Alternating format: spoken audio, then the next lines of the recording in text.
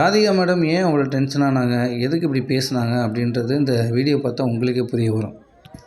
ஏன்னா பாக்யராஜ் சாரோடைய அவங்க உடலை கொண்டு வராங்க. அங்கே எல்லாரும் சுற்றி நிற்கிறாங்க பாருங்க. எவ்வளோ கேமரா, எவ்வளோ மொபைல் ஃபோன், மீடியா தான் அதிகமாக அங்கே இருக்குது. அவங்க சொந்தக்காரங்க கூட உள்ளே வர முடியாத அளவுக்கு கூட்டம் அவ்வளோ ஆயிடுச்சு. ஏன்னா நியூஸ் போன அடுத்த செகண்டே மீடியாக்கள் அங்கே வந்துடுறாங்க. இப்போது அவங்க இறக்கிறதுக்கு முன்னாடி, அதாவது அந்த உடலை இறக்கிறதுக்கு முன்னாடியே எவ்வளோ கூட்டம் வந்துச்சு பாருங்கள், தெரியுதுங்களா? அவங்க திறக்கவே இல்லை. இன்னும் திறந்ததுக்கப்புறம் எடுத்துகிட்டு வர்றது. ரெண்டாவது விஷயம், அவங்களுடைய மருமகள் பாருங்கள், கூட்டத்துக்குள்ளே நுழைஞ்சி வர முடியாமல் கஷ்டப்பட்டு உள்ளே போகிறாங்க. அதனால தான் அவங்க வெளியே வந்து எதுக்கு மீடியாக்கள் இவ்வளோ குவிஞ்சிக்கிறாங்க, நாங்கள் எப்படி இறக்கி கொண்டு போய் இப்படி செய்கிறது சொல்லுங்கள் அப்படின்ற மாதிரி அவங்க வருத்தத்தோடு தெரிவிக்கிறாங்க. நான் மீடியாவெல்லாம் குறை சொல்ல மாட்டேங்க. எனக்கு மீடியா வந்து நிறைய விஷயங்கள் வெளியே கொண்டு வராங்க. பட் இருந்தாலும் இந்த மாதிரி சில இடங்களில் தவிர்க்கிறது நல்லது அப்படின்னு தான் நான் சொல்கிறேன். இவ்வளோ மீடியாக்கள் ஒரே நியூஸாக தான் போட போகிறாங்க. பாக்யராஜ் இறந்துட்டார், அதை மட்டும் தான் போட போகிறீங்க. அதுக்கு எதுக்கு இவ்வளோ மீடியாக்கள் அப்படின்றது தான் எனக்கு தெரியல. இங்கே என்ன நடக்குதுன்னு நீங்கள் பார்த்தாலே உங்களுக்கு புரியும்.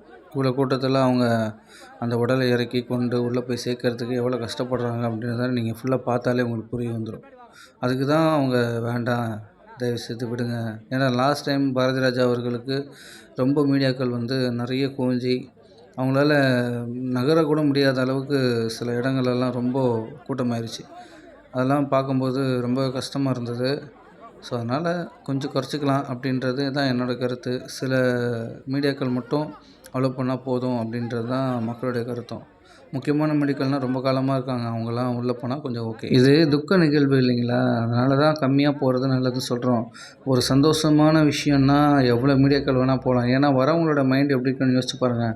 அவங்க ஒரு மனவேதனையில் வருவாங்க. கேமரா பார்த்தவொன்னே அவங்கள ஆட்டிடியூட்லாம் கொஞ்சம் அப்படியே என்னடா அப்படின்ற மாதிரி ஆயிரும்.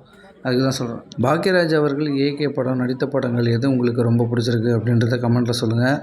அவர் இயக்கிய படங்களில் எனக்கு என்று போய் நாளை வா படம் வந்து எனக்கு ரொம்ப பிடிச்ச படம். அதே மாதிரி சொக்கத்தங்கம் படம் கூட எனக்கு ரொம்ப பிடிக்கும். உங்களுக்கு என்ன படம் பிடிக்குன்னு கமெண்ட்டில் சொல்லுங்கள் மக்களே.